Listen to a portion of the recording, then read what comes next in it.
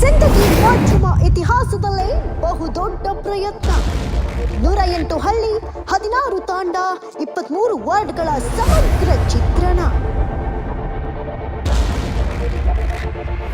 ನಿಮ್ಮ ಊರು, ನಿಮ್ಮ ವಾರ್ಡ್ ಸಮಸ್ಯೆ ಏನು?